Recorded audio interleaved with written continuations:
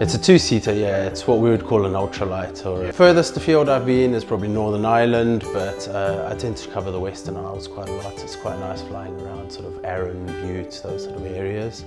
And sometimes even all the way up to sort of Skye, and that where you get to sort of fly over the Trossachs and the hills, the higher sort of ground in the Highlands and that, which is quite a view. It's the reason we bought in Straven is we got 2 young kids, so we'd been looking around the various areas trying to understand where the good schools are, and Straven came quite high up on the indexes and that. So yeah, that was one of our main drivers for buying the property out here. The other reason being I've got an aeroplane up at Straven Airfield, which is just 5 minutes around the corner.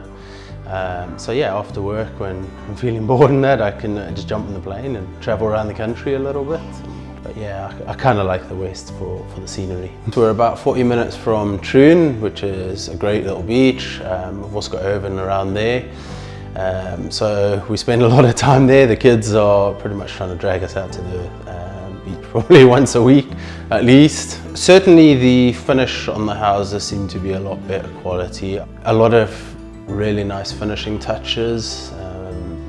Things that you almost take for granted or you'd probably have to pay extra for in a lot of the other developments. Certainly working with the sales office as well, there were a lot of extra things where we were looking at and saying, oh, we'd probably think about getting something like that, and they were like, well, that's included in it, or they were very helpful with some things. You know, some of the things we wanted that were probably not a large cost to them but made all the difference to us. I worked for Skye 15 years and running, but actually I'm a lot closer to Glasgow Airport now, so my main office is down in London, in Osterley, and I spend a lot of time travelling there or around Europe with work.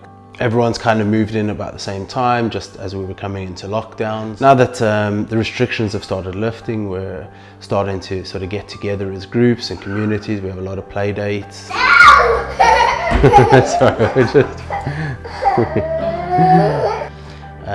Certainly we've made good relationships with all of them. I mean, even tonight we're going across to one of our neighbours for a few drinks and that, to kind of get to know each other a bit more. But yeah, we've got a really good bunch of neighbours living around us. Yeah, so Linda was the one we were mainly dealing with. There were 2 girls down in the sales office. It was Linda and Sarah. We used to actually just meet up with Linda on the odd time. We'd be driving down to the airfield or something. And would pop in just for a coffee and a chat with Linda and Sarah and that. We had a really good relationship. We still do. She still contacts us from time to time to kind of ask how we're settling, how we're getting in, and that. So there's certainly been a real good sort of focus on us more than trying to sell us anything.